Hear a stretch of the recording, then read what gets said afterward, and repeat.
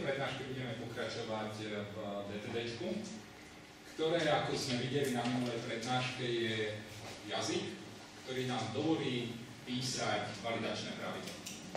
Validačné pravidlá sú dôležité z toho dôvodu, aby sme mali istotu, že do našej aplikácie, ktorá bude spracovávať XML-kové dáta, vstupujú skutočne iba také súbory, s ktorými si tá aplikácia rozumie. To znamená, sú to XML-ka, ktoré majú nejakú požadovanú štruktúru a že obsahom tých jednotlivých elementov v XML-kách sú správne dáta. A predstavili sme si jazyk DTD práve ako spôsob vytvárania týchto validačných pravidiel, pričom sme hovorili, že ten DTD dokument v princípe predstavuje nejaký spoločný interfejs medzi tvorcom aplikácie a tvorcami dát pre tú aplikáciu. Čiže je to zmluva, ktorú keď obidve strany dodržia, tak majú istotu, že tie dáta sú kompatibilné s aplikáciou a aplikácia má istotu, že dáta, ktoré prichádzajú, sú zmysluplné. Na jednej strane je DTD pomerne jednoduchý jazyk. Na druhej strane má však veľa nedostatkov, napríklad v tom zmysle, že sme videli na minulej prednáške, ako povedať, že obsahom elementu je reťazec. Ale už nevieme nič bližšie o tom reťazci DTDčku povedať. Nevieme špecifikovať, že ten reťazec je číslo. Že je to napríklad iba kladné celé číslo. O reťazci nevieme povedať, že koľko má mať maximálne znakov a tak ďalej. To je jeho prvá nevýhoda. A druhá nevýhoda je, že keď hovoríme o počte opakovaní elementov v DTDčku, tak môžeme použiť vlastne iba tie 3 základné alebo 4 základné úrovne. Ak nedáme žiaden rozširujúci znak, tak to znamená, že ten daný obsah sa musí v elemente nachádzať práve jedenkrát. Môžeme použiť otáznik na 0 jedenkrát. Môžeme mať plusko 1 až nekonečne veľa, alebo hviezdičku 0 až nekonečne veľa. A uvidíme na budúcich prednáškach, ako použiť jazyk XML schéma práve na zápis takýchto validačných pravidiel a uvidíme, že XML schéma je oveľa silnejší jazyk. Dovolí nám práve lepšie špecifikovať napríklad reťazcový obsah. Dovolí nám lepšie špecifikovať počty opakovania a tak ďalej. Tým, že je to pokročilejší jazyk, ktorý dáva viac možností, tak samozrejme to má aj svoju cenu v tom zmysle, že syntax toho jazyka a ten jazyk samotný bude oveľa zložitejší.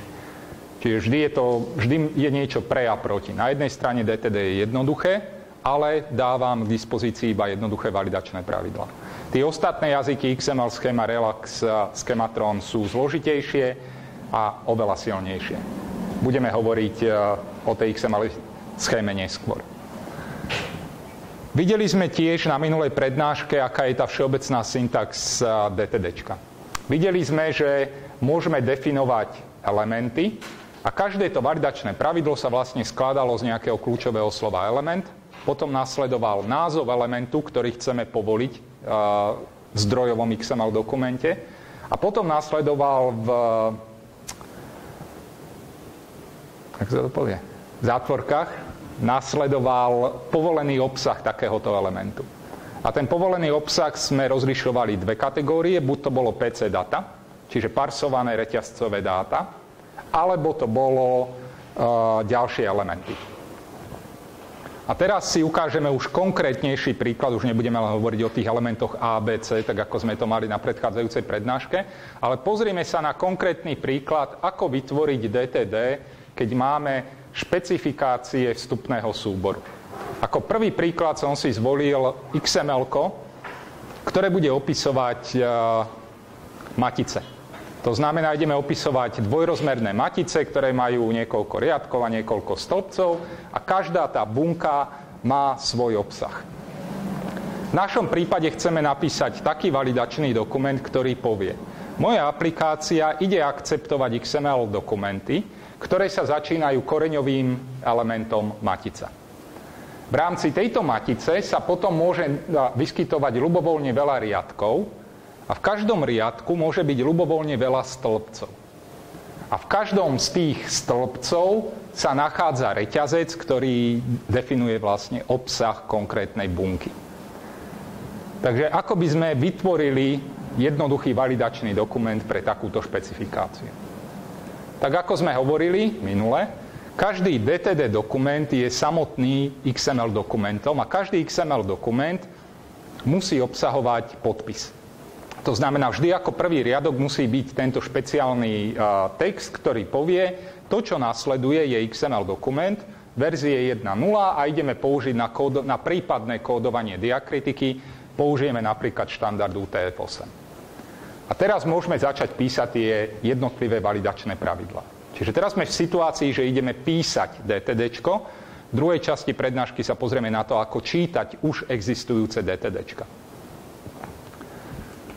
Čiže tak, ako sme hovorili minule, máme najskôr kľúčové slovo element uzavreté v týchto špeciálnych znakoch, potom nasleduje názov povoleného elementu a v zátvorkách povolený obsah. Čiže v našom prípade ideme hovoriť, niekde existuje element matica, ten je povolený, ale sú povolené len také matice, ktoré obsahujú nekonečne veľa opakovaní, teda ľubovoľne veľa krát vrátane nuly sa môže opakovať element riadok. Ako náhle sa tam vyskytne niečo iné, tak to validácia odmietne. A teraz ideme vlastne pri tom vytváraní, postupujeme riadok po riadku cez ten textový opis a vytvárame validačné pravidlá pre tie jednotlivé špecifikácie. Čiže vždy je dobré povedať, že keď tu sa odkazujeme na element riadok, tak teraz ako ďalšie pravidlo by mal ísť práve definícia toho riadku. Na druhej strane trochu predbehnem, ale poviem, že DTDčko nezávisí od poradia, v akom sú tie validačné pravidlá definované. To znamená, zrovna tak by ste mohli najskôr definovať riadok, stĺpec a jeho obsah, až potom definovať maticu. Pre DTDčku je to úplne jedno, aké to poradie je. Čiže ideme ďalej a povieme si, čo je to riadok? Riadok je ľubovoľne veľakrát opakovaní stĺpca. A ideme zase ďalej. Čo je to stĺpec? Stĺpec je taký element, ktorý v sebe obsahuje reťazec. A tým pádom máme hotové veľmi jednoduché DTDčko, ktoré bude validovať takéto dokumenty, ktoré majú podobnú štruktúru. Napríklad by to mohol byť takýto dokument. Čiže tu máme DTDčko a tu máme dáta, ktoré to DTDčko validuje. Tie dáta samotné samozrejme musia byť tiež XML dokumentom, to znamená, musia na prvom riadku obsahovať podpis. A potom tam obsahujú tie dáta, ktoré možno prejdú cez túto validáciu a možno neprejdú. Čiže podľa vášho názoru prejde takýto dokument cez tú validáciu alebo nie?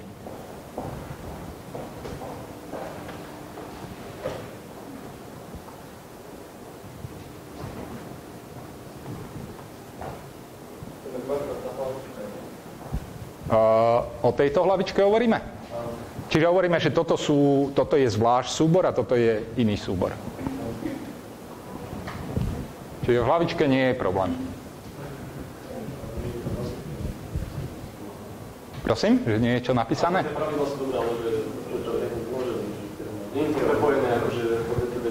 Veľmi dobre, čiže ako budeme vedieť, že zrovna na takéto XML-ko máme aplikovať toto DTDčko, to budeme mať na konci prednášky, ako vlastne vytvoriť tú asociáciu, ale ak by sme predpokladali, že nejaká asociácia existuje, tak potom by to bolo by takéto XML-ko well-formed, keď sa takto spýtam a odkážem sa na minulú prednášku, že čo je to well-formed dokument, aký je to well-formed dokument.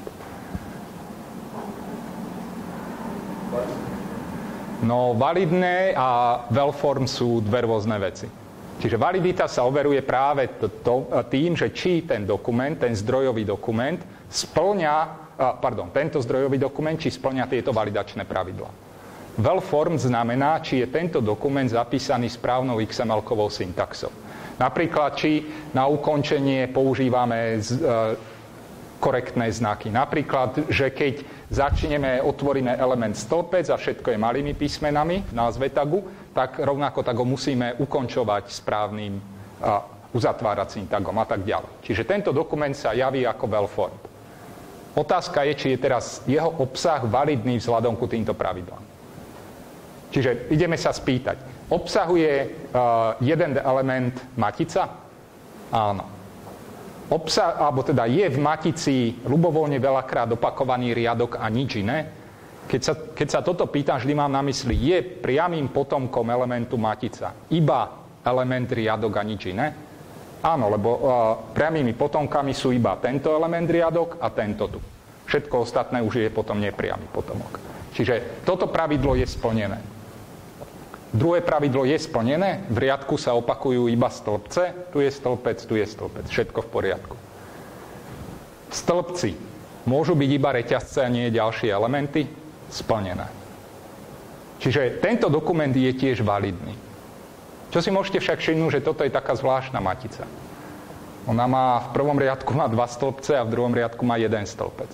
Takúto vec už napríklad DTD-čkovej validácii nevieme nejako ošetriť. Nevieme povedať, že mám riadky, ktoré musia obsahovať ako keby rovnaký počet elementov stĺpec, nech je ľubovoľný. Týmto len hovorím, vždy keď uvidíš riadok, tak len ten konkrétny riadok musí spĺňať toto pravidlo. Nie sú tie pravidlá navzájom poprepájané. To je tiež jeden z deficitov tejto validácie. Čiže takýto dokument je validný a potom je na našej aplikácii, aby povedala, ale ja neviem robiť s maticami, ktoré nemajú kompatibilné počty stĺpcov napríklad v rôznych riadkoch. To už je otázka vyriešenia alebo ošetrenia v konkrétnej aplikácii. Napriek tomu nám tá validácia aspoň povie, že má zmysel sa pozerať na ten dokument. Že je to matica, ktorá obsahuje riadky stĺpce, ale samozrejme, že ešte ďalšie čekovanie musí prebehnúť v tej finálnej aplikácii. Využíme teraz to, čo máme doteraz definované, to znamená validáciu pre maticu. A povedzme, že teraz chceme vytvoriť ako keby aplikáciu, v ktorej budeme alebo ktorej umožníme importovať dáta o prechodových charakteristikách získané povedzme z MATLABu. Čo chceme je vytvoriť vlastne validačné pravidlá, ktoré povedia, moja aplikácia berie také XML-ka, ktoré obsahujú element prech ako prechodová charakteristika. V rámci nie je jeden element systém a jeden element matica. Čiže už tuto nebudem definovať maticu, už použijeme to, čo máme vytvorené. V elemente systém sa musí nachádzať buď element prenos alebo element stavový opis. Prenos je definovaný ako sekvencia elementov čitateľ-menovateľ. A každý z týchto elementov, či už je to čitateľ alebo menovateľ, je matica. Riadkový vektor obsahujúci indexy pri hlavných mocninách, povedzme SK, keď sa na to pozrieme z pohľadu prenosovej funkcie. Ako náhle je to stavový opis, tak ten obsahuje sekvenciu ABCD v tomto poradí. Každý z týchto elementov je matica. Otázka je, ako bude vyzerať teraz DTDčko, reflektujúce tieto validačné pravidlá. Čiže prvý krok je jednoduchý, pretože vždy tam musí byť podpis. Čiže čo bude nasledovať potom? A zase, na poradí vôbec nezáleží, ale poďme v tom poradí, ako je to definované tam. Čiže ideme povedať, v mojom XML-ku sa môže nachádzať element prech. Otázka je, aký bude jeho obsah. Čo má byť jeho obsahom teraz? Tak, a ako to zapíšeme?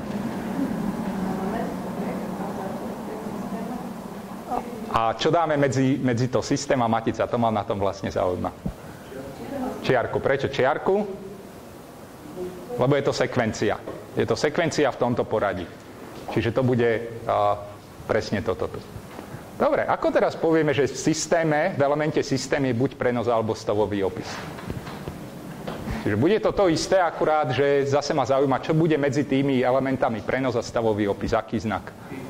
Pípa. Bude tam pípa, lebo máme na výber. Buď tam bude jedno, alebo tam bude druhé. A každé z nich tam môže byť, nie že môže, musí tam byť práve jedenkrát.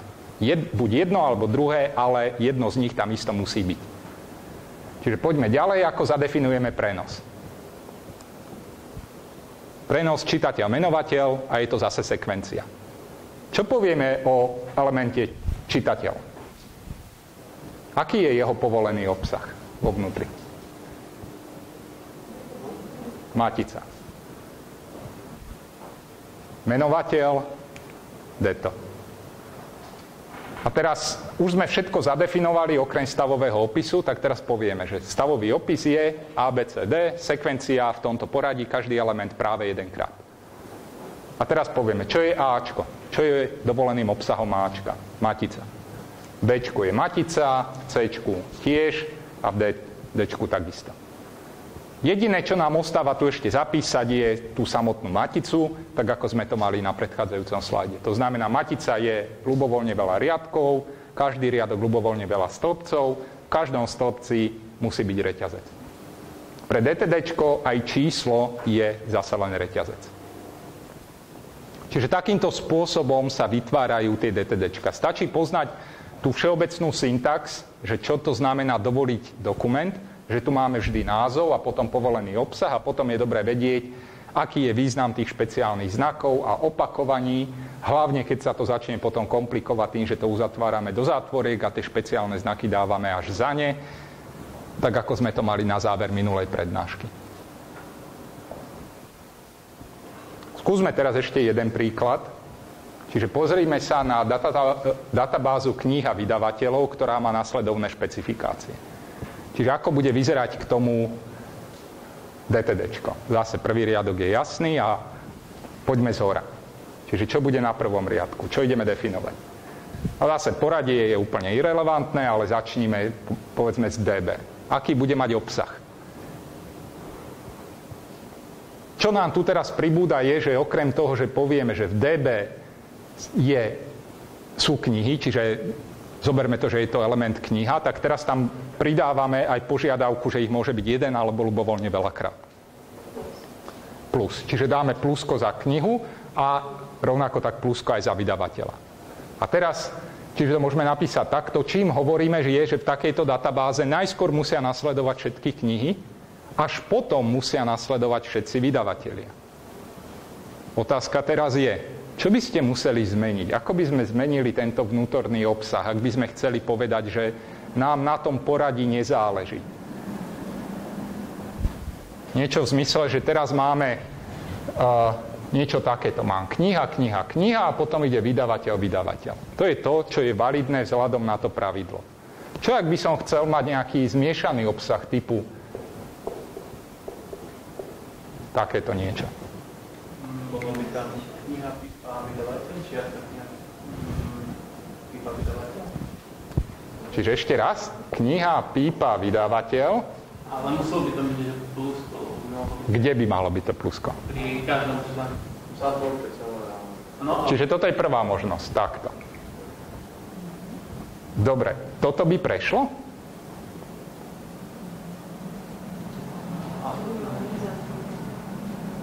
Čiže čo hovoríme týmto pravidlom? Že najskôr ide ľubovoľne veľa káčiek, alebo ide ľubovoľne veľa véčiek. Inými slovami, jediné, čo cez to prejde, je KK alebo VVV napríklad. Čiže toto by neprešlo. Čiže skúsme to dať do zátvorky. K alebo V plus. Čo to teraz znamená? V prvom rade plusko je aplikované na zátvorku, čiže môžem jeden alebo veľakrát robiť to, čo mi dovolí zátvorka. A čo dovolí robiť zátvorka? Vybrať si buď K alebo V. A to je presne toto tu. Čiže toto by prešlo, toto by prešlo? Toto by prešlo? A toto? Tiež. Čiže to je ten malý, ale podstatný rozdiel v tom, že kam dáme tento extenzívny alebo tento enumeračný znak. Či ho dáme za zátvorku, alebo ho dáme dovnútra zátvorky, či tam dáme sekvenciu, či tam dáme pípu a tak ďalej. Dobre. Čiže máme teraz knihu a hovoríme, že kniha má titulok, rok publikovania a vydavateľstvo a všetky sú povinné. A ak nie je nič iné povedané, tak sa chápe, že musia nasledovať v tomto poradí, takže je to veľmi jednoduché. Ideme ďalej, ideme povedať, že vydavateľ, teraz to začne byť zaujímavé, je buď reťazec, to znamená priamo v tom elemente je napísané Janko Mrkvička, alebo je obsahom takého elementu buď elementy meno a priezvisko, alebo záznam v tvare firma. Čiže aby som to mal napísať, tak hovoríme, že máme vydavateľa a buď máme takúto situáciu, alebo máme nasledovnú situáciu,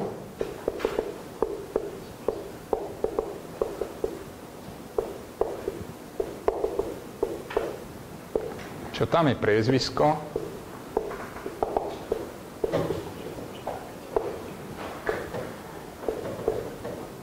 Alebo môže byť v tom Včku záznam v tvare firma, ktorá obsahuje potom ďalšie nejaké elementy.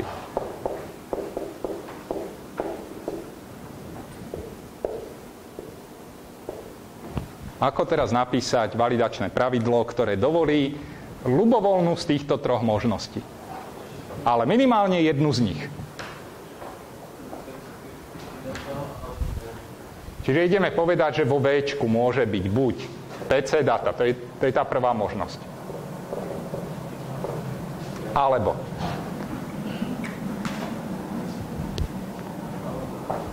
čo je alternatívou? V zátvorke meno, priezvisko alebo firma. Tak je to správne, ďakujem.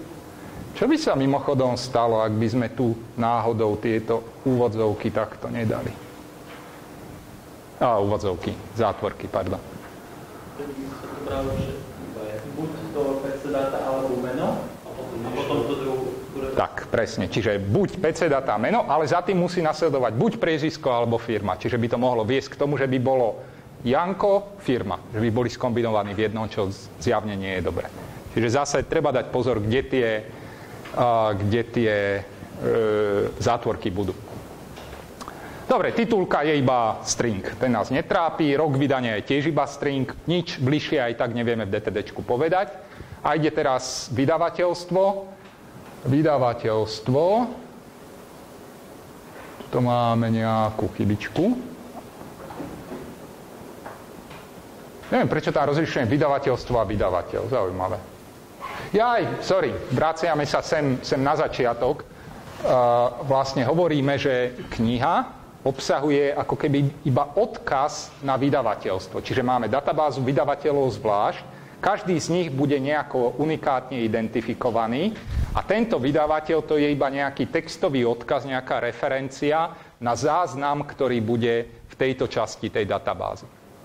A teraz máme to, čo je na tabuli, to znamená, vydavateľ je buď string, alebo takáto sekvencia, alebo tento element a môžeme ísť ďalej. Ideme povedať, meno je string, priezvisko je string, firma bude čo? Čiže firma povinne názov, sídlo a alternatívne telefón. Čiže firma bude isto názov, za tým bude čiarka sídlo, pretože je to sekvencia, za tým bude čiarka telefón a čo dáme, aký znak dáme za telefón, keď chceme povedať, môže byť, nemusí byť, ale keď je, tak je práve jedenkrát. Otáznik. Čiže to je presne to, čo je tu. Super. Musíme dodefinovať ostatné pravidlá, názov, sídlo, telefón, hotovo. Čiže takýmto postupným vlastne prerábaním toho textového opisu priamo získame validačný dokument. Teraz je otázka napríklad, je takéto niečo validné? Možno ešte predtým by som sa mal spýtať, je to well-formed? Prečo nie? Je možné, že tam má chybu, hej. Čiže prečo nie? Tak, čiže tuto má byť spätné lomitko, čo je chyba na mojej strane. Čiže predstavme si, že tam teraz to lomitko je. Ale áno, nemá zmysel hovoriť o validite, keď ten dokument nie je well-formed.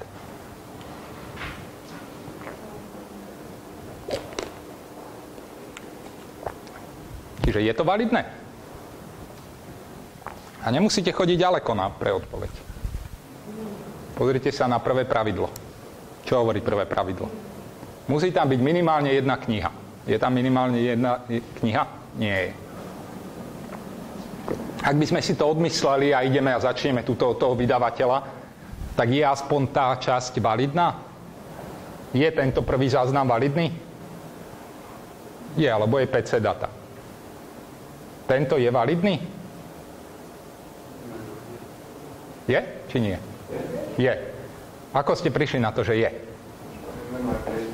Stačí to? Čo kebyže dám do priezvis, alebo sem do mena, by som dal element firma. Čiže čo chcem povedať je, že pozrieť sa iba na jedno jediné pravidlo a povedať, je to validné, ešte nestačí. Musíte ísť ako keby hĺbšie aj v tých pravidlách, na ktoré sa odkazujete. To znamená, keď tu validujem meno, tak sa musím zároveň pozrieť, či to meno samotné spĺňa svoje validačné pravidlo.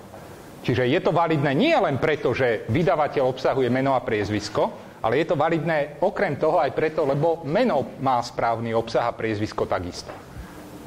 A ten tretí? Aj keď mu chýba telefón?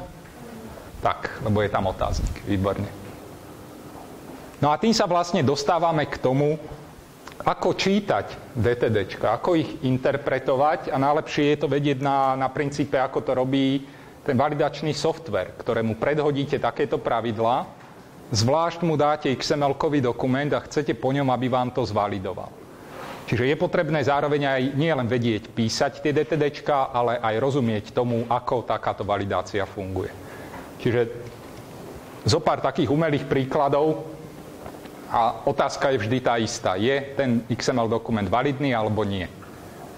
A odpoveď je nie, lebo, alebo áno, som si istý. Tento nie je? Nie, prečo?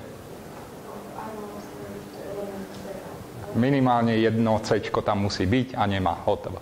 Čiže to, že niečo nie je validné, stačí povedať, že niektoré pravidlo nie je splnené. Ako náhle jedno z nich nie je splnené, celý dokument nie je samozrejme validný. Na to, aby bol validný, všetky musia byť splnené. Takéto? Zase nemá chudák C-čko, čiže nemôže byť. Toto? Tu už sa to začne komplikovať, čiže musíme zvalidovať aj Ačko, aj Bčko, aj Cčko, aj Ečko. Čiže Cčko je validné, lebo Dčko tam nemusí byť a Ečko tam môže byť práve jedenkrát a Ečko samotné, nevadí mu, že je tu len reťazec? Čiže vždy musíte, na to, aby to bolo validné, musia byť všetky splnené. Čiže Ečko, tam bude buď veľa efiek, alebo reťazec, čo je presne náš prípad. Toto? Tak, čiže porušené pravidlo číslo 3, ktoré hovorí, tých Ečiek tam môže byť maximálne jedno. Toto?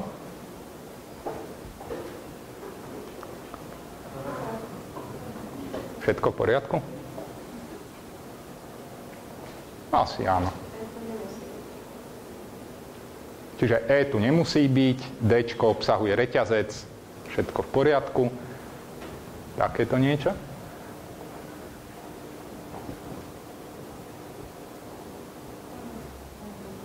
Čiže v Ačku najskôr ľubovoľne veľa Bčiek a potom práve jedno Cčko. Jednotka splnená. V Bčku reťazec, dvojka splnená. V Cčku veľa Dčiek a za nimi jedno Ečko, trojka splnená. Štvorka v Dčkách iba reťazce, to je v poriadku. Peťka v Ečku buď veľa efiek alebo reťazec a to je splnené. A toto?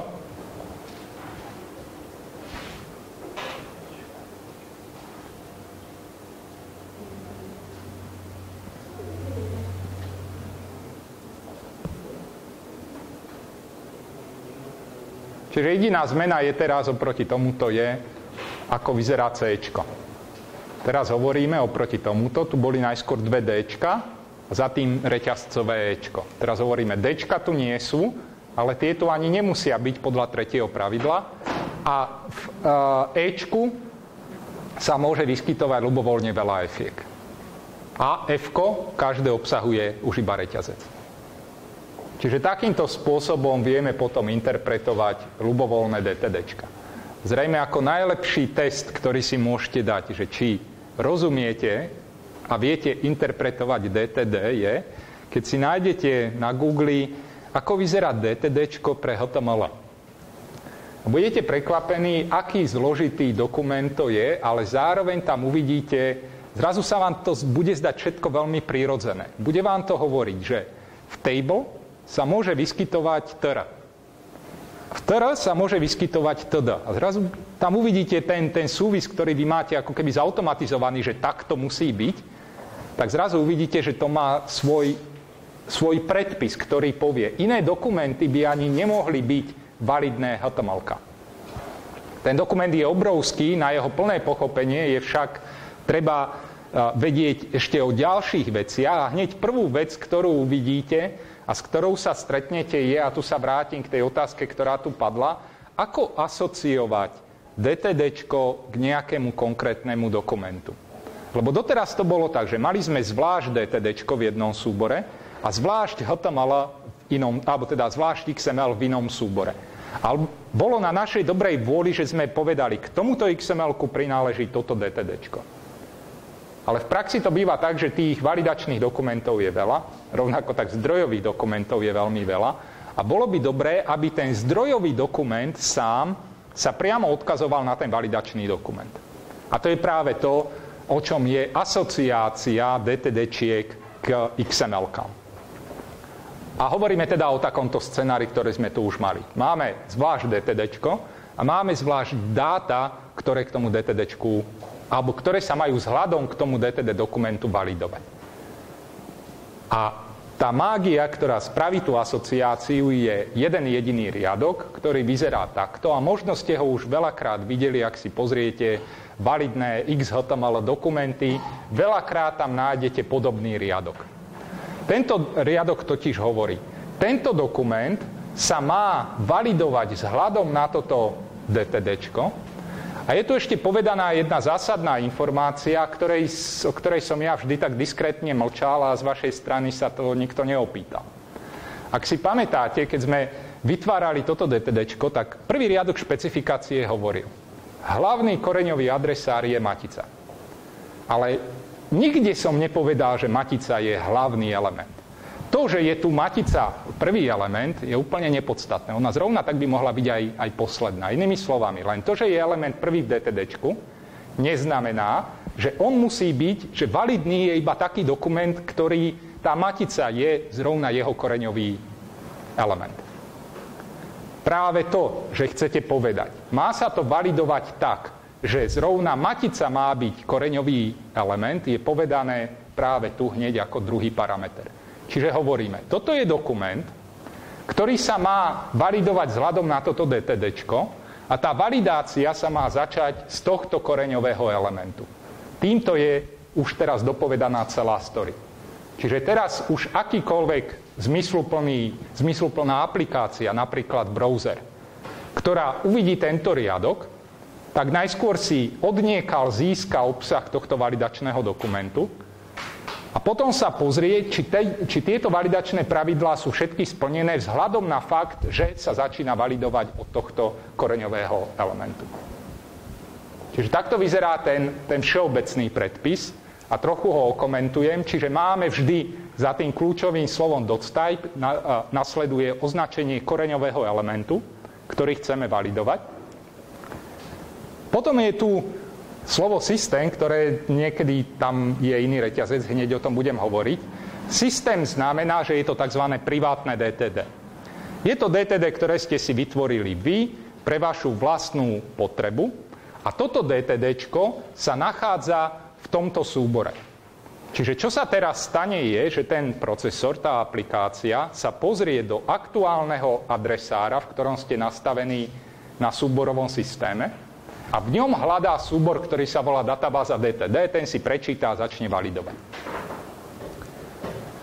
Okrem toho, že môže byť nejaké DTDčko umiestnené lokálne na disku, to má zmysel pre nejaké vlastné aplikácie, tak je veľmi praktické umiestniť DTDčko na web a v tom prípade jednoducho dáte sem priamo kompletné URL-ko, kompletné v zmysle. Musí tu byť schéma, nemôže byť len, že www, kirb a tak ďalej. Musí byť schéma, musí byť URL a musí odkazovať na platný súbor, ktorý si potom tá aplikácia prečíta a začne to tam validovať.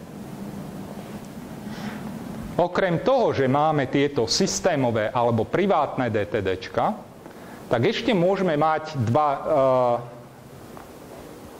princípe už len jeden iný typ DTDčiek a to sú verejné.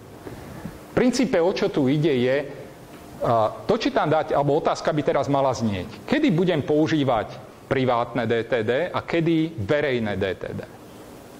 Odzrkadľuje to vašu mieru spokojnosti a dôvery v to DTDčko, v v takom zmysle, že ako náhle raz vyhlásite DTDčko za verejné, tak už by ste ho nemali meniť, lebo už ste ho raz zverejnili, niekto si ho stiahol a začal podľa toho písať svoju vlastnú aplikáciu na export dát. Raz ste zverejnili kompletné špecifikácie, tak už by ste ich nemali meniť. To je zhruba ten rozhodujúci krok, kedy sa privátne DTD zmení teraz na verejné. Je to verejný záväzok, o ktorom hovoríte. Ak chceš komunikovať s mojou aplikáciou, láskavo dodržuj tieto validačné pravidlá. Ale nemôžete ich samozrejme meniť, ako si vy uznáte za vhodné. Okrem toho, teda ten rozdiel teraz je v tom, že ako náhle zmeníme systém za public, tak ešte nás sem pribudne ďalší reťazcový identifikátor, ktorý je verejný identifikátor toho DTDčka. V ňom v skratke opíšete, na čo to DTD slúži. Na aké typy dokumentov je toto DTDčko určené. Čiže to je ďalší možný príklad použitia toho DOTS-typu, keď chceme mať verejné DTD. A verejné DTD nemusí nutne znamenať, že je na webe, stále to môže byť lokálne na disku, akurát, že tým hovoríte, už je to ako keby finálna verzia toho DTDčka. A samozrejme, najväčší zmysel má umiestniť takéto DTDčko potom aj na web. Tým už máte absolútnu záruku. A keď som hovoril o tých verejných DTDčkách a hovoril som o týchto verejných identifikátoroch, tak nie je na to žiaden striktný predpis v tom zmysle, že žiadna aplikácia vám nevynadá, keď použijete verejný identifikátor v tvare knižná databáza, ale ja môžem mať knižnú databázu, vy môžete mať knižnú databázu, niekto iný má svoju knižnú databázu. Čo chcem povedať je, použiť string knižná databáza nedáva presne celú informáciu. Je to príliš vágny všeobecný pojem na to, aby identifikoval nejaký konkrétny formát. A preto je prijatý v spoločnosti alebo v komunite úzus, ktorý hovorí, že dobré tie identifikátory by mali spĺňať takýto formát. Na začiatku je znak, ktorý je buď mínus, alebo plus. Plus znamená, že tento validačný dokument alebo sada validačných pravidiel bola uznaná za priemyselný štandard. To je veľmi vysoká méta, lebo to znamená, že to musí ísť cez rôzne štandardizačné organizácie, ľudia to môžu pripomienkovať, firmy to pripomienkujú a neviem čo všetko. Je to strašne vysoký štandard, ku ktorému sa veľmi málokrát dostanete. Napríklad XHTML samotné má tuto stále ešte mínusko. Niečo v zmysle, že toto ešte je to štandard v tom zmysle, že používa to veľa ľudí, ale nebolo to štandardizované a overené nejakou organizáciou. Čiže to je vždy tento prvý znak. Buď mínus alebo plus. Ako náhle vidíte plusko, tak si poviete, wow, títo ľudia to dotiahli skutočne ďaleko a je to skutočne overený formát, ktorý spĺňa všetky náležitosti, ktoré má. My v drvivej väčšine tu máme mínusku. Potom by mali byť teda dve lomitka a názov spoločnosti, ktorá tento validačný dokument vydáva, napríklad V3C, čiže World Wide Web Consortium. Potom by mal nasledovať názov a verzia toho DTD, čiže tu hovoríme, toto je DTD pre XHTML 1.0 verzia Transitional.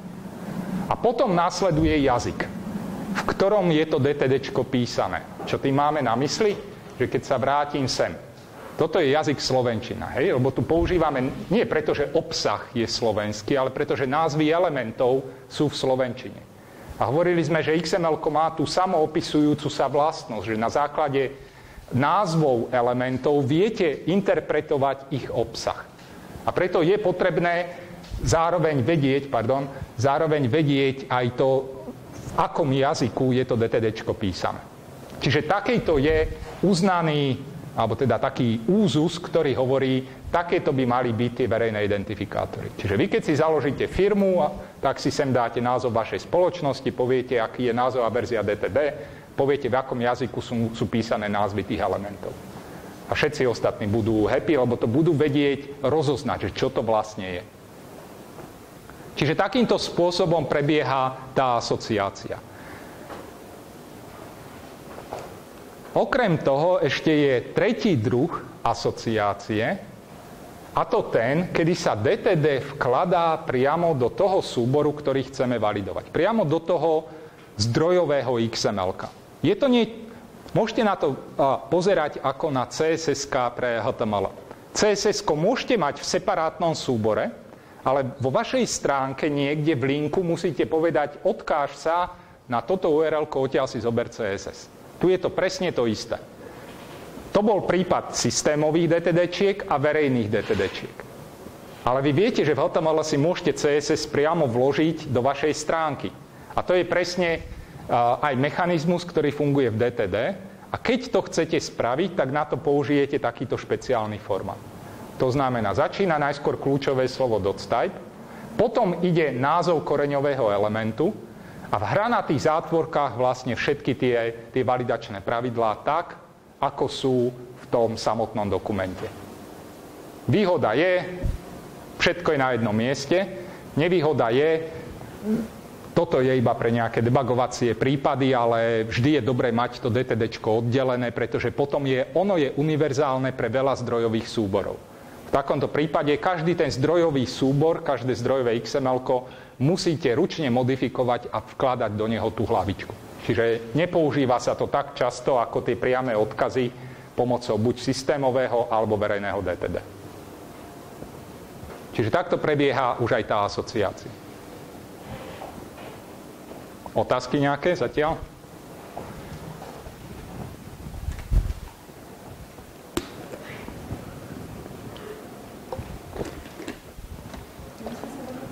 Áno. Aha. Odkazu na DTD, lebo sme mali cykl, lebo sme tam už robili a tie úvodovky vyzvali tak do niekoho zobrať, že som tam boli tie šikme. No, ale tam nesmú byť šikme.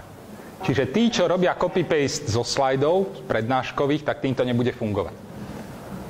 Asi tak. To je vždy dobrý indikátor, že či to robíte od začiatku, alebo či to kopírujete. To už 2 roky počúvam túto výhradu. A schválne som to tu nezmenil. Čiže sem treba dávať tie správne úvodzovky a nie tieto šikme. Dobre, o atribútoch ste už mali na cvikách? Dúfam, že nie. Či aj áno? No, dobre. Takže poďme na novú vec.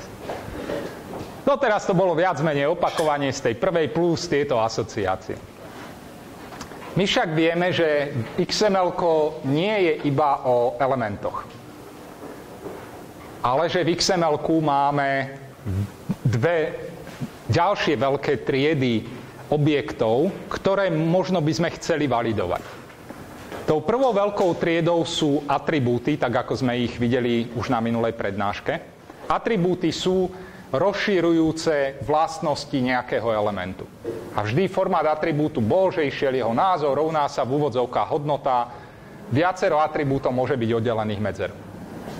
A okrem toho máme v XML-kách aj entity, to boli tie špeciálne zástupné znaky, ktoré musíme niekedy používať, tu je chyba, pardon, tam nemá byť to lomitko, keď chceme zapísať nejaký špeciálny znak, napríklad znak menší, ktorý by bol za normálnych okolností interpretovaný ako otvorenie nového tagu.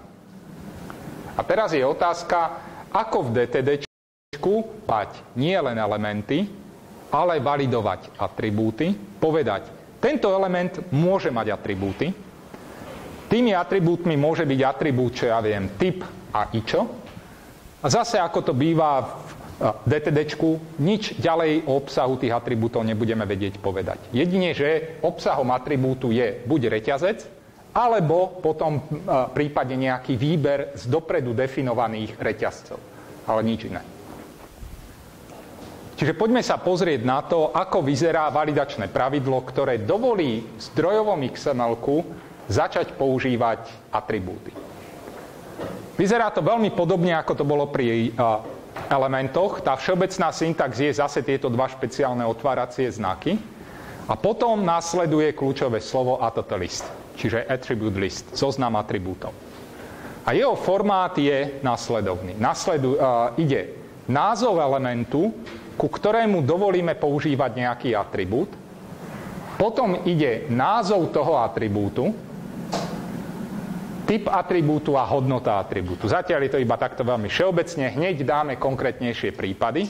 Len poviem, že čo sa bude týkať hodnoty atribútu, typu atribútu, tak budeme mať na výber. Či to má byť iba reťazec, alebo to má byť výber z možností nami definovaných reťazcov, či to má byť idečko, nejaký unikátny identifikátor elementu, alebo či to má byť odkaz na existujúce idečko. Čiže tu už sa skutočne pohybujeme ako keby v svete databázy, kde poviete, odkazujem sa na element a validácia vám zaručí, že ten element, na ktorý sa odkazujete, sa skutočne v tom XML súbore nachádza. Ak sa tam nenachádza, validácia vám zahlási chybu.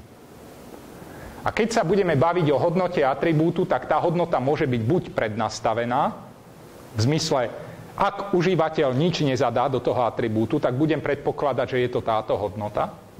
Alebo môže byť tá hodnota voliteľná, v zmysle, keď mi ju dal, použijem, keď mi ju nedal, nič tam nepridávam tam ani tú prednastavenú. Atribút môže byť vyžadovaný, to znamená, užívateľ ho musí definovať, inak je to chyba. Alebo atribút musí byť definovaný a musí to byť presne táto hodnota. To je tento fixed. Ukážem neskôr príklad použitia práve týchto fixných atribútov. Takže poďme na zase ilustratívne príklady. Chceme povedať, že máme element firma, ktorá ako svoj vnútorný obsah má reťazec. Ale naviac chceme tiež dovoliť, aby do elementu firma sme mohli vložiť atribút, ktorý sa bude volať typ. Ten atribút, jeho hodnota bude reťazec, ľubovoľný reťazec. A ak nám ho užívateľ nevloží, tak my miesto neho vložíme hodnotu SRO. A teraz sa poďme pozrieť na príklady validných a nevalidných XML-iek. Čiže začneme tými validnými. Tento prvý je zjavne validný. Prečo? Lebo spĺňa všetky pravidlá. Pozor, vždy validný je vtedy, keď spĺňa všetky. Môžeme ísť na to od začiatku. Obsahom elementu firma musí byť reťazec. Je toto reťazec? Je toto typ PC data? Je. A pripomínam ešte raz. PC data znamenalo, že sú to parsované dáta. Inými slovami, parsované znamená, že ten validátor napríklad nahradí výskyty týchto entít tými špeciálnymi znakmi. To je zhodou okolností aj to, čo chcem ilustrovať, lebo teraz tu vidíme nové slovo C-data iba. A bez mriežky vpredu a môže vás to miasť. C-data znamená iba character data, ale už nie sú parsované. Inými slovami, ak by ste dali takúto entitu sem do názvu atribútu, tak ona tam ostane tak, ako je. To mimochodom znamená, že by ste tu mali mať možnosť použiť napríklad znaky menší, väčší a tak ďalej. Lebo už sú to iba obyčajné dáta a nie sú parsované. A teraz sa môžeme pozrieť, či takýto XML-kový fragment spĺňa toto validačné pravidlo. Je to element firma a jeho atribút sa volá typ, tak ako je to tu, a jeho hodnota je character data. Čiže týmto pádom validácia končí a povie, toto je v poriadku. Tento druhý je tiež v poriadku, pretože toto SRO len znamená prednastavenú hodnotu, ktorá sa tam automaticky doplní, ak užívateľ atribút typ nebude definovať, tak ako to máme v tomto treťom prípade. Čiže čo tu spraví validácia je, keďže sme dali prednastavenú hodnotu, tak na vstupe do validácie je toto XML-ko a validácia nehovorí iba áno, nie. Validácia vráti ako keby prežúvaný dokument. Vráti dokument, do ktorého doplní napríklad tieto prednastavené dáta. Čiže keď toto je na vstupe do validácie, tak na výstupe z validácie je v prvom rade oznam, že žiadna chyba a zároveň je na výstupe z validácie toto tu. Čiže validácia tam sama doplní tento prednastavený atribút, túto hodnotu. Čiže to je význam toho nepovinného atribútu s prednastavenou hodnotou. Tieto tu sú nevalidné. Prečo? Pretože v DTD, čo nie je povolené, je zakázané. Nedovolili sme, aby element firma obsahoval atribút, ktorý sa volá ID. Tým pádom je to nevalidné. Tento tu hovorí, alebo presnejšie to druhé pravidlo hovorí, jediným povoleným atribútom je typ. Nič iné nepovolujem. Čiže hoci tu je atribút typ, je tu ešte niečo, čo nebolo v množine povolených atribútov. Okay? Čiže toto je ten všeobecný formát. A teraz sa poďme pozrieť na tie rozširujúce vlastnosti typu, aká môže byť tá defaultná hodnota a tak ďalej. Môžeme rovnako tak nastaviť defaultnú hodnotu, že je prázdna. Ale zase v tom prípade, čo sa stane, je, že keď toto príde na vstup do validácie, tak na výstupe z validácie bude toto, akurát, že tu bude takto prázdny reťazec. A o tom rozdiele medzi C-data a PC-data som hovoril. Prvé sú parsované a druhé nie sú parsované. Čiže idú ako keby v takomto surovom formáte lezú priamo na výstup. Čiže toto tu je všeobecný formát a čím sa líšia teraz tie atribúty, čím ich môžete bližšie špecifikovať, je tento posledný identifikátor, ktorý je buď prednastavená hodnota, alebo nejaké kľúčové slovo. Kľúčové slovo, začína sa to tam rieškou. Prvé kľúčové slovo je implied, je to nepovinný atribút bez defaultnej hodnoty. Je nepovinný, to znamená všetky tie veci, ktoré sme mali na predchádzajúcom slajde, fungujú rovnako aj tu. Toto je validné, lebo atribút typ je nepovinný a tým pádom, keď tam je, nič sa nedieje. Tuto nie je, ale je predsa nepovinný. Tieto všetky sú nevalidné, pretože tu nie je typ a tu je okrem typu ešte aj niečo iné. Rozdiel medzi touto situáciou, kedy máme tiež nepovinný atribút, je nepovinný, pretože sem mu dávame defaultnú hodnotu. Ako náhle dáte defaultnú hodnotu, tým pádom hovoríte, nemusí tam byť, ak nie je, doplním túto hodnotu ja sám. Čo sa tu deje, ešte raz pripomínam, keď je toto na vstupe, tak z výstupu lezie toto tu. Validácia tam pridá tú defaultnú hodnotu. Kdežto keď označíte niečo ako nepovinné, že je to implied, tak keď toto je na vstupe do validácie, tak to isté lezie aj na výstup. Čiže ten validátor tam tú defaultnú hodnotu nebude pridávať. To je ten rozdiel medzi implied a špecifikovaním tej defaultnej hodnoty. Potom môžeme mať ešte fixné hodnoty, čiže dáme kľúčové slovo fixed. A za tým nasleduje ešte jeden reťazec, ktorý hovorí, toto je jediná povolená hodnota atribútu. Čiže v našom prípade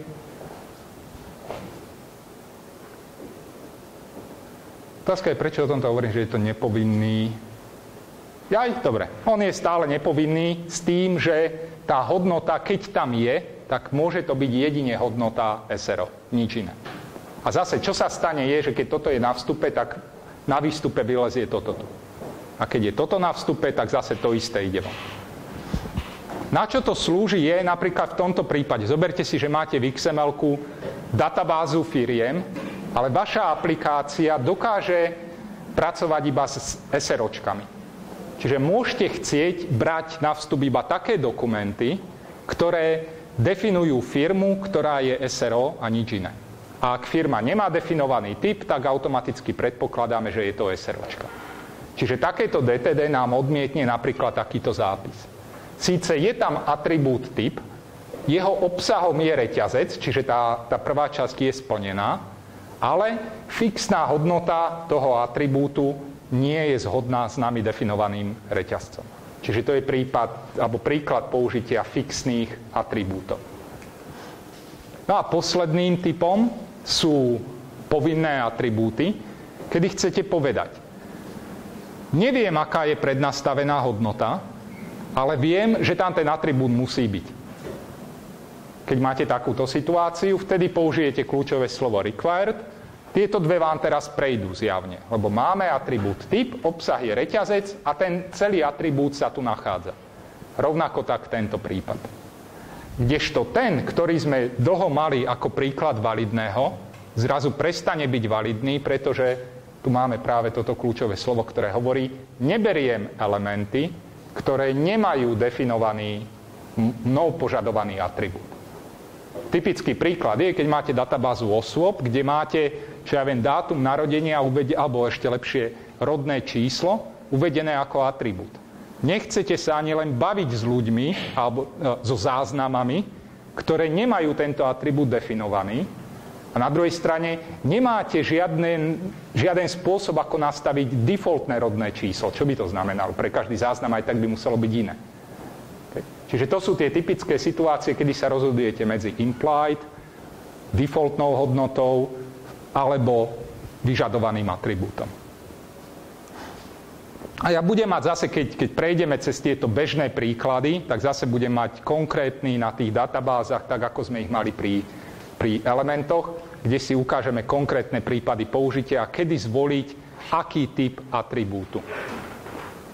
Ale dokým tam dojdeme, tak sa ešte pozrime na ďalšiu možnosť, čo dovoliť mať ako obsah atribútu. Doteraz sme len tam mali C-data. C-data znamenalo, obsahom atribútu je ľubovoľný reťazec. Nezaujíma ma aký.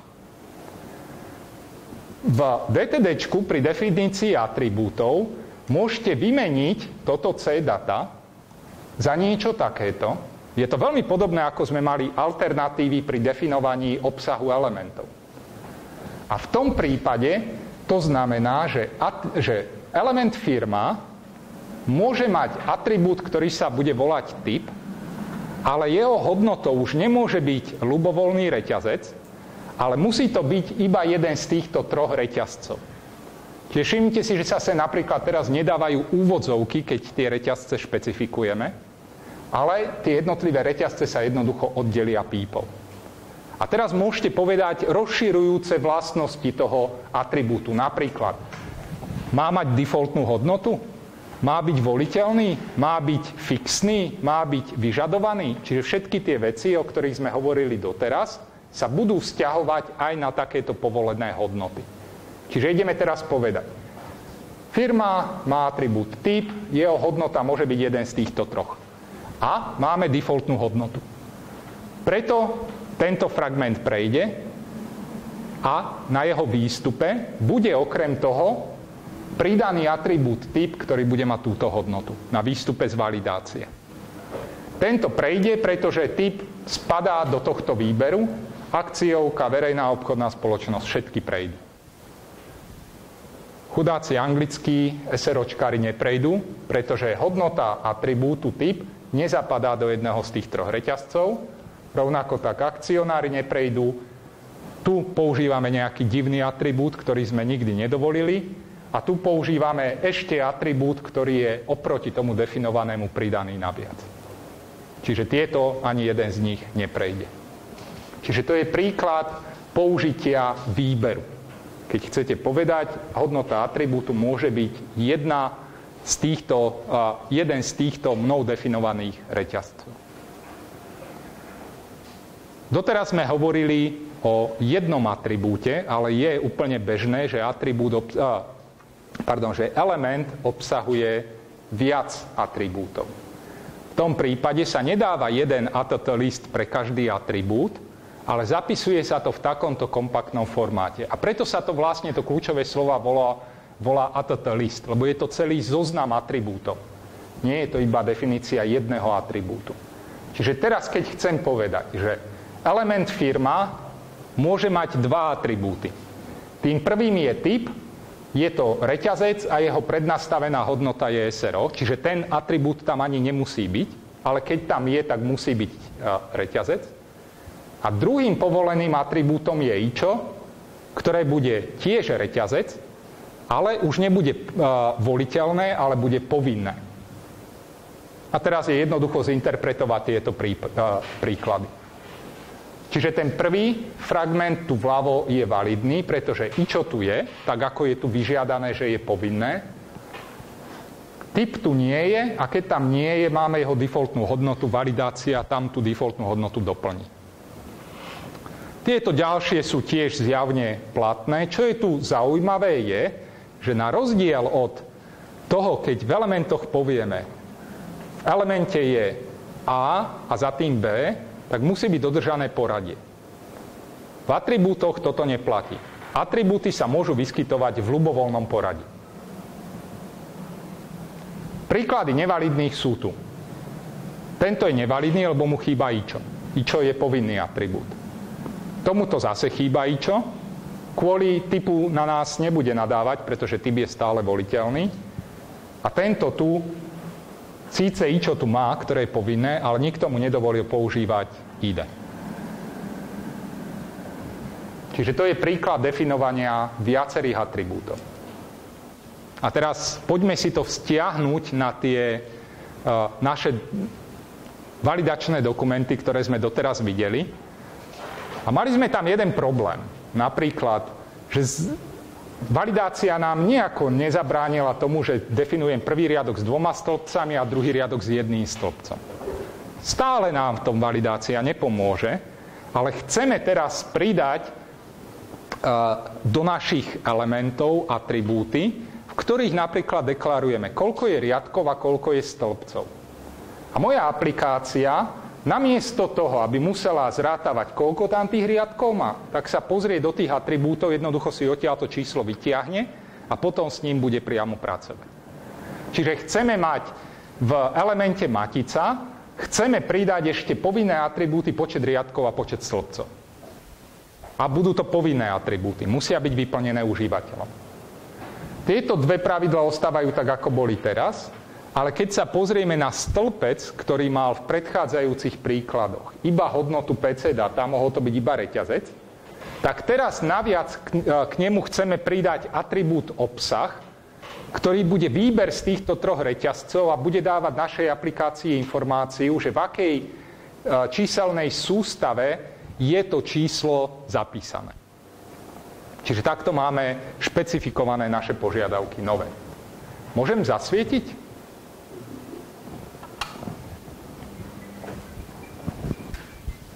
Je to vidno? Či ani nie?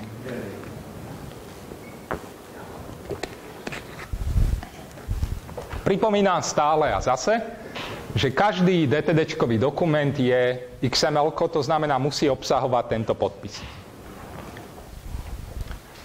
Maticu už sme mali definovanú aj predtým, je to iba sústava riadkov. S tým, že teraz ešte ideme k tej matici pridávať atribúty.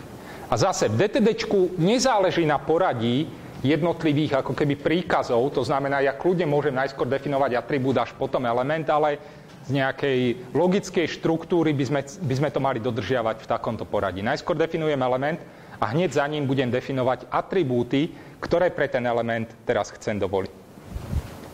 Čiže ideme povedať, že element matica má nasledovné atribúty. Ten prvý sa bude volať nr, je to reťazec a je to vyžadovaný atribút. Druhý atribút sa bude volať nc, zase je to reťazec a zase je to vyžadovaný atribút. Zadefinujeme riadok, zadefinujeme stĺpec a teraz pridáme ešte atribúty k tomuto stĺpcu. To znamená, povieme, stĺpec, aha, k tebe dáva nasledovné atribúty. Je v skutočnosti len jeden, volá sa obsah. Skontroluj mi prosím, že užívateľ tam zadal iba jeden z týchto 3 reťazcov, ale pritom dbaj na to, že tam ten atribút ani nemusí byť. Čiže takto vyzerá pridanie atribútu pre náš systém s maticou. Ak by sme chceli naviac pridať nejakú defaultnú hodnotu, tak by sme len... Toto robím pravidelne, túto chybu. Vymenili by sme toto kľúčové slovo implied za konkrétnu prednastavenú hodnotu. To je jediná zmena. Čiže to boli tie najbežnejšie typy atribútov, s ktorými sa najčastejšie stretnete a najčastejšie ich budete využívať. Reťazcové atribúty, prípadne atribúty, ktorých hodnota musí byť výber z preddefinovaných možností. Okrem toho existuje strašne veľa iných typov atribútov. Ja tu spomeniem minimálne ID a IDREF, čiže IDčka a referencie na IDčka, keďže sa s nimi občas stretnete. Povedal by som, že koncept týchto IDčiek je lepší ako realita. Inými slovami, ak by to tak skutočne fungovalo, to, čo si my myslíme, alebo ako by som ja predpokladal, že by to malo fungovať, tak by to bolo vynikajúce. Ale hneď uvidíte, že to vlastne je, aj keď nie je úplne zbytočné, tak blízko k zbytočnému. Nie vždy, ale musíte mať veľmi dobrú aplikáciu pre využitie takýchto vecí. O čo tu ide? Keď zadefinujete atribút ako typ ID, na zdravíčko, tak tým poviete validácii, aby vám skontrolovala, že každý element, ktorý definuje tento atribút, že každá z tých hodnôt je unikátna. Typický príklad je, mohli by ste chcieť povedať, idem brať firmy majú IČO, validácia, prosím, skontroluj mi, že každé to IČO je unikátne. To sa nedá priamo kontrolovať tým, že poviete, že firma je IČO a tu je C-data. Validácia je šťastná, nech tam dáte akýkoľvek reťazec. Ako náhle poviete, že je to ID, tak validácia teraz vám skontroluje, že všetky firmy majú toto IČO skutočne unikátne. Čo znie veľmi dobre. Hej? Má to dva zádrhely, jeden je menej podstatný. Ten menej podstatný je, že to IDčko sa nesmie začínať číslom. Musí sa začínať jak sa to povie, keď mám iba že znak? Od A po Z, malé alebo veľké, tak to poviem. Hej. Čiže toto sú príklady toho, čo validácia povie. Toto je nie len unikátne idečko, ale je to idečko ako také. Pretože ak by ste sem dali, dobre, nemám tu ten príklad, ale ak by ste sem dali, čo ja viem, 01SK, tak už by na vás držkoval, že ale toto není ID. Hej? Hoci by to mohlo byť unikátne. Čiže to je prvý zádrhel, nie je až tak dôležitý, ale už to je trošku obmedzujúce. A o čo ide je potom to, že keď dáte takýto dokument do validácie, tak ona na vás nakričí, že tu máš dve firmy, ktoré majú zhodné IČO, ani sa s tebou nejdem ďalej baviť. Hej? Čiže môže to byť fajn. Takáto ochrana, ako keby. Problém nastane, keď si predstavíme ešte ďalší typ, ktorý sa volá IDREF a je to referencia na IDčko. Hovoríte tým validácii nasledovné. Ak zadefinujem atribút kde, skontroluj mi prosím, že jeho hodnota sa odkazuje na element, ktorý má nejaké unikátne idečko, ktoré sa v tom súbore už nachádza. Zase, možno som to povedal príliš zložito, dajme dva príklady. Validný hovorí. Mám databázu firiem a mám databázu ľudí. Každá firma má IČO a človek pracuje v nejakej firme. Ten atribút kde chceme, aby sa odkazoval iba na také firmy, ktoré sú v tomto súbore definované. Čiže toto je prípad validného dokumentu, pretože atribút IČO má byť unikátne ID. Je tu len jedna firma, tak nemá tu byť čo neunikátne. Hej? Čiže to je v poriadku. A máme tu dvoch ľudí, kde je IDREF. Je to odkaz na IDčko. Čiže validácia sa teraz pozrie. Kde inde mám unikátne IDčka? Tu. A pozrie sa. Odkazuje sa tento na IDčko, ktoré som už doteraz videl? Áno. Odkazuje sa tento chlapík na IDčko, ktoré som doteraz videl? Áno. Čiže toto znie veľmi dobre. Príklad práve toho nevalidného je niečo takéto. Definujete jednu firmu, ale v rovnakom súbore poviete, tento človek robí vo firme SK23. A validácia sama od seba vám povie, s týmto záznamom je niečo zlé, pretože sa odkazuje na IDčko, ktoré som ja doteraz nevidela. Postačí vám takéto vysvetlenie?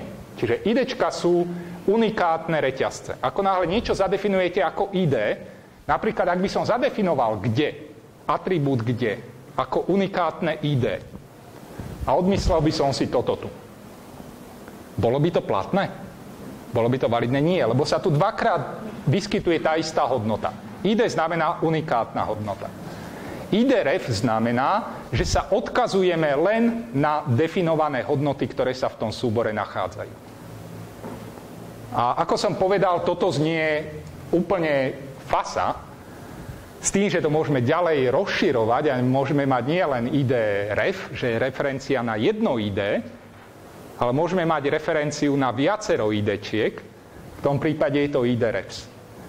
Čiže tu chcem povedať, že idem na to naopak. Tu som to mal tak, že bolo jedna firma a človek sa odkazoval na firmu. Hej. Teraz to chcem mať naopak. Mám ľudí a chcem firmu, aby sa odkazovala na ľudí. Tak poviem, každý človek má unikátne ID, ktoré je v atribúte ID, možno nie je šťastný názov, ale rozlišujeme názov atribútu a jeho hodnotu. Jeho hodnota musí byť IDčko. A teraz chcem povedať, vo firme pracujú ľudia a chcem po validácii, aby mi skontrolovala, že sa bavíme iba s takým dokumentom, kde sa odkazujem na ľudí, ktorí už boli definovaní. Čiže tu poviem, že ľudia sú ID refs, referencie na IDčka a dáme medzerou odseparovaný zoznam tých IDčiek, na ktorej chcem, aby mi ich validácia skontrolovala. Čiže validácia príde sem a pozrie sa. Existuje taký element, ktorý má unikátne ID v tvare X1? Áno, taký tu existuje. Existuje chlapík, ktorý má unikátne ID X2? Existuje. Všetko v poriadku.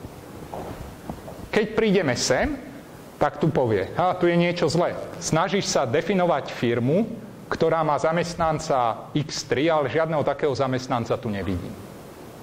A ešte raz pripomínam, toto robí validácia sama o sebe, hoci je to striktne vzaté ako keby databázová operácia. Bohužiaľ, toto má jeden veľmi... Kde ho mám?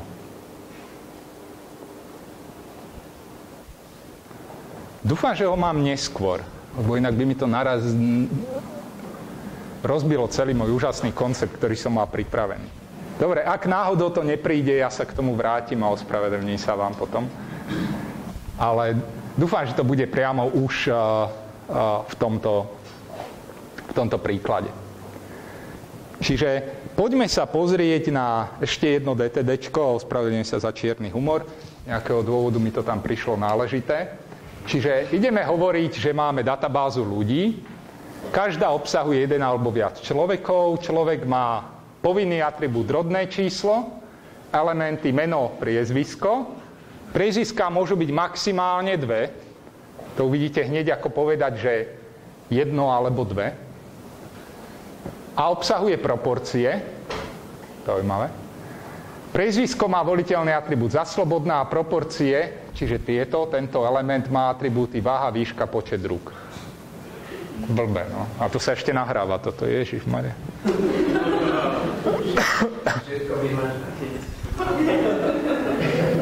No dobre, skúsme bez ohľadu na to, aby sme sa nejako pozastavovali, že čo to ten zákazník po nás chce, my mu proste dodáme DTDčko, tak ako ho chce, hej. Na všetky ostatné veci typu etika sú tu iní. Čiže ideme sem, pozrieme si. Element ľudia. Mimochodom, špecifikujem tu nejako, že ten element je koreňový? Nie, to nie je v DTDčku. To je pri doctype, ktorý je v zdrojáku, v zdrojovom XML-ku. Tam povieme, že ktorý je koreňový element. Čiže tu ideme iba povedať, obsahuje jeden alebo viac ľudí.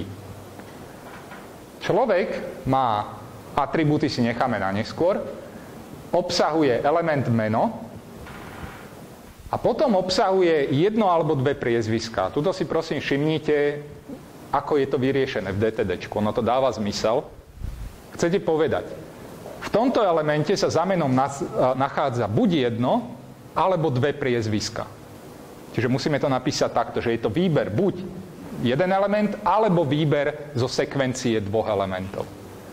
Teraz kebyže vám poviem, zadefinujte pravidlo, ktoré dovolí použiť element priezvisko. 3 až 5 krát.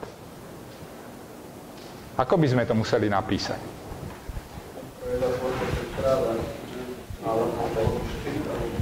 Tak, čiže by sme museli mať prvý výber za tým, alebo druhý, alebo tretí, alebo štvrtý. A teraz si predstavte, že chcete dávať, že 10 až 15 krát, alebo 65 až 126 krát.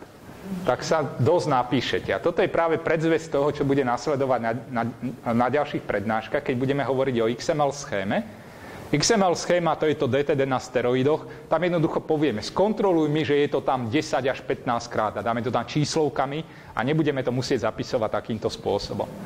Nadávať budete kvôli iným veciam, ale minimálne táto jedna vec tam bude jednoduchšia. Dobre. Áno. A rodné číslo je atribút, to znamená, ideme ho definovať práve až sem. Čiže treba rozlišovať medzi elementom a atribútom. A to je presne to, čo máme tu. Hovoríme. K človeku patrí nasledovný zoznam atribútov. Tým prvým je rodné číslo, je to reťazec a je to vyžadovaný atribút. A teraz môžu nasledovať ďalšie atribúty, neviem, či tam sú. Aha, čo tu nie je? Pohlavie. Či je to muž alebo žena. A dáme iba na výber. Hej? Už tam nenecháme ľudí písať, že ja si myslím, že som chlapec. Hej? Musí tam byť jednoznačne muž, žena. A zase je to vyžadovaný atribút. Dobre, mám to tu. Sorry. Hej. S tými IDRF-mi. Nie je to napísané tu, ale skúsim okomentovať, o čo tu ide. Okrem toho, ku každému človeku, keďže máme už jeho unikátne IDčko, teda ak by sme sem dali ID, to by bolo ideálne, hej? Chcem mať referenciu na IDčko, ktoré bude uvádzať jeho otca. Inými slovami, chcem po validácii, aby mi skontrolovala, že v tom istom XML-ku sa nachádza aj otec tej osoby, ktorá tu bude opísaná. Otázka je, kde to skončí, že? Že otec otca, ale niekde to musí mať svoj začiatok.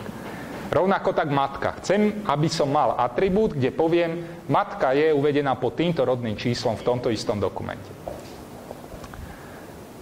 Osoba môže mať aj deti a môže mať viac ako jedno dieťa, čiže preto už sú to IDRF, sú to odkazy na IDčka a ukončíme toto tu. Tak. Teraz sa pozrime na toto tu a ja som to tuším, že úplne teraz zmenil. V tom zmysle, nie je úplne našťastie. Vyhodil som rodné číslo a poviem si, každá osoba je unikátne identifikovaná svojím menom. Čo je blbé a zlé, bo nemôžete mať tým pádom dve Evy. Ak by ste mali, tak validácia vám povie, taká osoba už tu je. Hej?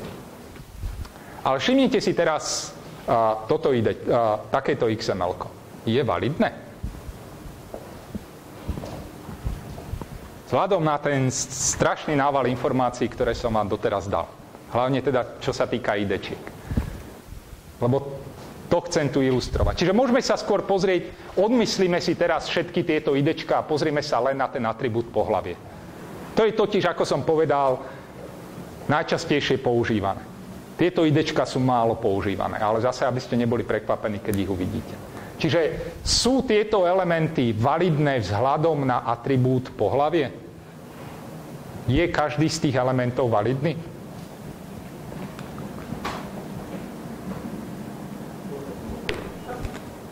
Je. Ten atribút tam musí byť pri každom zázname. To je to, čo hovorí required. Každý z nich má a každý z nich má hodnotu, ktorá je iba jedna z tých dvoch možností. A teraz, je to validné vzhľadom na tie idečka? Môžeme ísť zase na to. Keď zadefinujem nejaký atribút, že je typu ID, tak tým hovorím validácii. Skontroluj mi, že hodnota toho atribútu je u každého záznamu unikátna. Je unikátna? Má každý človek unikátne meno? Má. Dobre. Ideme ďalej. Má každý človek otca? Týmto sme vyriešili to, že niekto otca nemusí mať. Hej? Lebo je to voliteľný atribút. Ale keď tam je, tak to musí byť odkaz na už definované IDčko. Inými slovami, každá osoba, ktorá tu má uvedené otec, kde má niekto otec, musí existovať človek, ktorý má meno Adam. To hovorí IDRF. Čiže je to teraz validné? Má každý otca, ktorý je už tu definovaný? Má. Čo matka? Každá matka, na ktorú sa odkazujeme, je už tu niekde definovaná. A čo deti? Zase IDRF znamená skontroluj mi, že sa odkazujem na IDčka, ktoré sú tu už definované. Čiže príde to sem na Adama, pozri sa, on má deti dve, tak sa pozrie. Existujú dva také záznamy, ktoré majú, jeden má v atribúte meno Ján a druhý tam má Lenka. Všetko platí. Okay? Čiže to je to, čo som mal na mysli, že do istej miery túto DTDčko nahrádza takéto databázové operácie. A z môjho pohľadu na to môžete hneď aj zabudnúť. Z následovného dôvodu. Tie IDREF a IDREFS a ID akokoľvek znejú vábne, a ja sám, keď som si pripravoval tieto prednášky a prvýkrát som to tam videl, si hovorím, to je fasa. Hej. Dokým som si neuvedomil, že je to na nič v tom zmysle, že DTD kontroluje iba unikátnosť, ale nie je zmysel. A v tom zmysle, že vy kľudne vám nič nebráni povedať, že otcom je človek, ktorý je v skutočnosti súrodencom tohoto tu. Čiže DTD skutočne tak ono kontroluje iba to, či stringová hodnota je unikátna. Bodka. Veľakrát vám to stačí a slúži vám to ako prvá vstupná kontrola do vašej databázovej aplikácie. Ale neznamená to, že sa musíte tej kontroly úplne vzdať a delegovať ju čisto iba na tú validáciu. To je zhruba môj odkaz, ktorý mám pre vás. Okay. Čiže keď niekde už uvidíte ID a IDREF v DTDčkách, budete vedieť, čo to znamená. Keď musíte byť kompatibilní s aplikáciou, ktorá publikovala svoje DTD a váš šéf vám povie, vytvor export z našej aplikácie do ich aplikácie cez XML a vy musíte vedieť, ako to XML má vyzerať a vidíte v špecifikáciách ID, tak už budete vedieť, že tam musíte dávať iba unikátne záznamy, lebo validácia vás skontroluje. To je zhruba celý môj zmysel, alebo teda to, čo mám na mysli, keď vám komunikujem tieto veci, ktoré sú na jednej strane málo používané, na druhej strane narazíte na ne zrovna vtedy, keď to najmenej očakávate a vtedy je to potrebné vedieť. A druhý problém týchto IDčiek a IDRFov je, že nie sú ohraničené iba na nejakú vetvu v tom strome. V nasledovnom zmysle. Povedzme, že zadefinujeme firmy. Firma má viacero oddelení a má viacero pracovníkov, pričom chcem povedať, aby mi validácia skontrolovala, že človek pracuje iba v jednom z oddelení, ktoré sú definované pre tú firmu.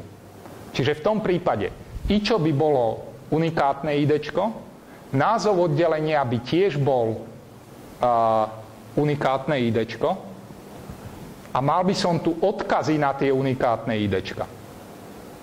A problém vidíme tu. Chcem povedať, alebo teda mohol by niekto povedať, že človek pracuje vo výskumnom oddelení a validácia by bola celá happy, pretože niekde inde videla oddelenie výskum. Ale pre nás to nie je dostatočná odpoveď, pretože my v skutočnosti, čo sme chceli, aby nám skontrolovala, či pracuje iba v oddelení danej firmy. Čiže aby sa pozrela validácia iba na časť stromu a to sa tu nedá. Čiže netreba dávať týmto IDčkám až príliš veľký význam. Je to dobré, ale má to svoje limity. No a poslednou vecou, ktorú mám pre vás v krátkosti, je pohovorenie o entitách. Ako už sme videli, entity to sú také tie špeciálne zástupné znaky, ktoré, keďže som robil copy-paste, tak zase tu je naviac toto lomitko. A my sme hovorili o tých základných entitách, ktoré sú už preddefinované, ktoré nahrádzajú jeden z týchto špeciálnych znakov, tak ako sme to mali na minulej prednáške. Čo som nepovedal, je, že si vy môžete definovať ľubovoľné vlastné entity. Môžem si vytvoriť vlastnú entitu a naplniť ju ľubovoľným reťazcom. Entita totiž vo svojej podstate je iba nejaký zástupný znak, ako keby. Keď nechcete niečo veľmi písať, tak poviete, vytvorím si entitu a kdekoľvek validácia na ňu narazí, tak ju nahradí príslušným textom. Skutočne spraví stringové nahradenie toho zástupného znaku reťazcom, ktorý definujete. A entity sa vytvárajú tiež v DTDčku. Použijeme kľúčové slovo entity, dáme názov tej entity a potom dáme reťazec, ktorý chceme vsunúť na miesto tejto entity. A A potom, ako všetky entity, už to hovorím asi 10-krát za sebou entity, už je mi to blbe, majú takýto formát. Ampersand, názov, bodkočiarka. Tak ako sme mali ampersand, LT, bodkočiarka. Ten formát je všeobecný. Ako náhle teraz budete používať takto definovanú entitu ľubovoľne, uvidíte ju hneď nahradenú konkrétnym textom. Entity si môžete definovať, koľko len chcete a môžete si ich potom vkladať do vlastného dokumentu s tým, že napríklad entita NBSP nie je štandardne definovaná. Čiže zase, ak budete niekedy lúskať DTDčko k XHTML, tak tam uvidíte kopec takýchto vecí, že entity a tam budú definované. A už budete vedieť, čo to znamená. A ak chcete, môžete si, čo ja viem, zobrať vlastnú vetvu Firefoxu, nahradiť tam zo srandy tie entity niečím úplne iným a potom to začať distribuovať a baviť sa na ľuďoch. Niečo v tom zmysle, hej?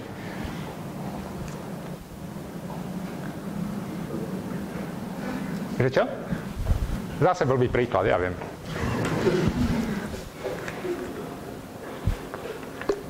Dobre. Poďme si dať všetky tie veci, ktoré boli na dnešnej prednáške dohromady a uveďme tento príklad, na ktorom zároveň budem ešte ilustrovať jednu novú vec, ale tým už skončíme. Chceme zase napísať DTD, ktoré bude evidovať stavebný materiál. Hlavný element bude stavba, obsahuje jeden až veľakrát materiálov, každý materiál obsahuje toto tu. S tým, že ideme používať elementy dodávateľ, inštalár a kontrolór, ktorí sú buď vo formáte meno a priezvisko, čiže elementy, ktoré idú za sebou, alebo je to firma, ktorá má atribút IČO, povinný atribút v tvare ID, čiže musí byť unikátne, a má atribút typ, ktorý je na výber z jednej z týchto troch možností. Čiže ako bude vyzerať to DTDčko. Teraz výnimočne tu nemám ten podpis, hej. Už som si povedal, že sa mi to nezmestí, ale vy viete, že tam musí byť. Ideme povedať stavba, jeden až viac materiálov, čiže materiál plus je jasný. Materiál obsahuje opis, dodávateľ, inštalatér, kontrolór, v takomto poradí každý element práve jedenkrát, to vieme. Opis je string, čiže PC data. No a teraz to začne. Čiže v prvom rade ideme povedať, že dodávateľ bude meno a priezvisko alebo firma. Čiže ako to zapíšeme?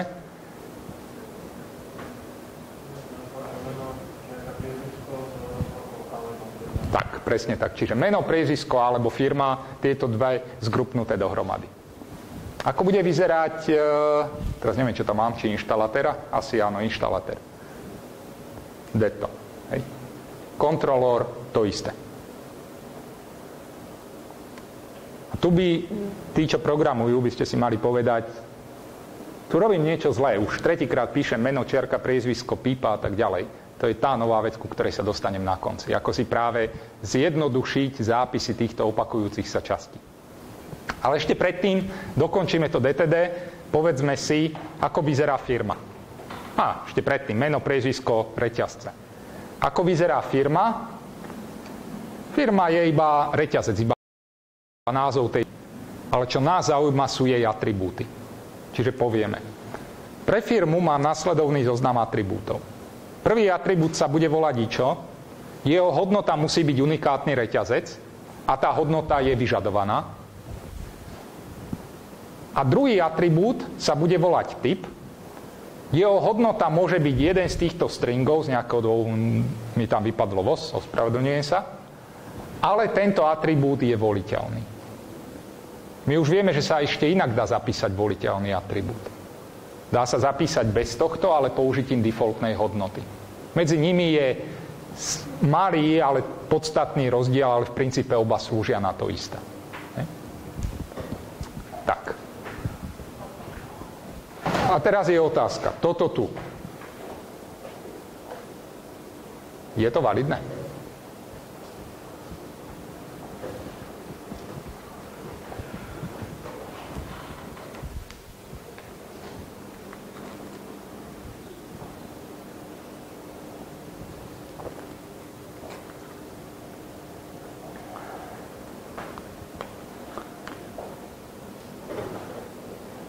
Čiže kto je za to, že je?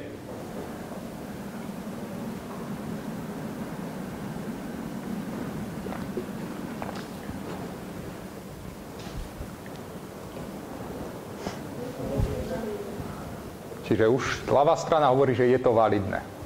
Pravá strana čo hovorí? A stred. Tu sme jak na hokeji.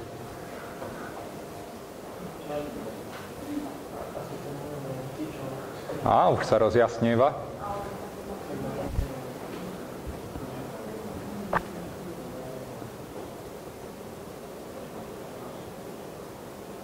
Čiže vznikli tu pochybnosti, že či nie je problém tým, že tu máme atribút, ktorý je povinný a nikde tu ten atribút definovaný nie je. Ale potom prichádza správne pozorovanie, že ale ten atribút patrí k firme. Kde tá firma môže byť? No v jednom z týchto troch, ale my vieme, že ona tam v skutočnosti nemusí byť, ak je nahradená menom a priezviskom. Čo je zhodou okolností situácia všetkých troch. Čiže je to trochu taký chyták, ale viete to teraz analyzovať. No a skončím práve tým, čo som slúbil. Vždy, keď píšete tú istú vec druhýkrát, tak by ste sa mali zastaviť a porozmýšľať, či sa to nedá nejako zautomatizovať. Pretože ak to píšete dvakrát, je veľká šanca, že to budete písať aj tretí, štvrtý a piatý krát.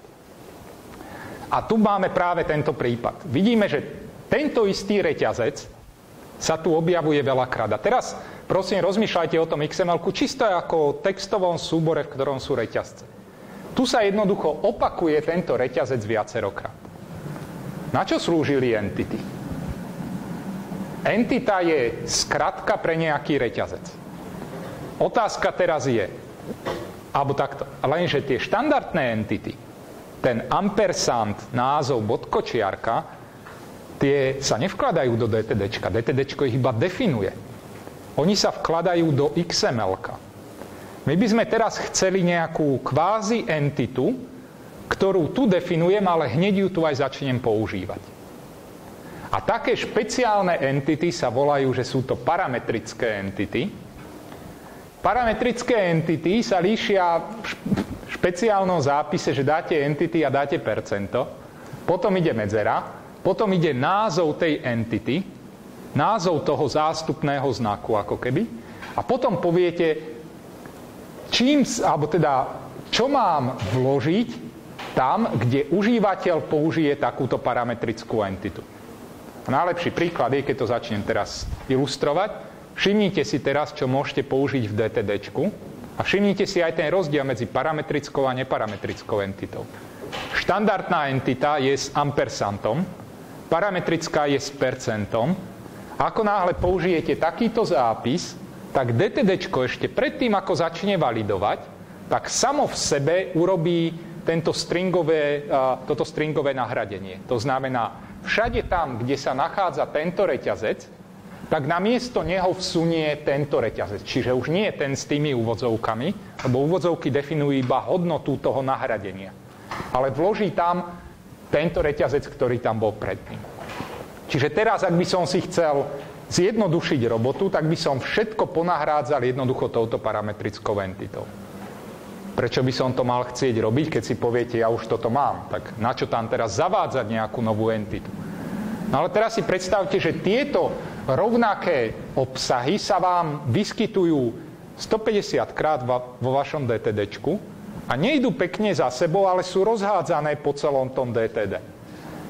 Tým, že ich dáte do parametrickej entity, tak máte jedno miesto, ktoré keď zmeníte, tak tá zmena bude automaticky reflektovaná všade inde v tom DTD. S tým, že parametrické entity sa správajú skutočne ako stringové nahradenie, čo napríklad znamená, že strašne záleží teraz, kam dáte ten špeciálny znak. Čo by totiž znamenal takýto zápis? Na čo sa vzťahuje to plusko? Tak, to plusko by sa vzťahovalo tu na tú firmu, čiže musela by to byť buď sekvencia meno a priezvisko, alebo jedna až nekonečne veľakrát firma. Kdežto, to je vlastne to isté. To je to, čo chcem povedať.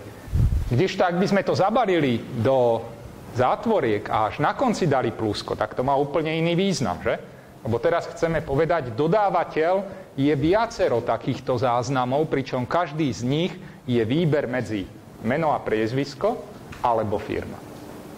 Ale zase, tak ako to bolo pri tých IDčkách, aj tieto parametrické entity, to už sú tak pokročilé veci, že keď si ich náhodou aj hneď zabudnete, tak nebudete mať veľkú škodu. Len aby ste zase vedeli, a hlavne parametrické entity sa veľmi často používajú v priemyselných DTDčkách. Keď uvidíte niekde takýto zápis, aby ste vedeli, čo máte hľadať. Že to nemáte hľadať element, ktorý sa volá firmy, ale že máte hľadať parametrickú entitu a že keď to zmeníte na jednom mieste, zmení sa to automaticky všade. Čiže myslím si, že tuto to môžeme teraz zastaviť. Máte nejaké otázky? Či ani nie? Tak sa uvidíme budúci týždeň. Ja vám ďakujem.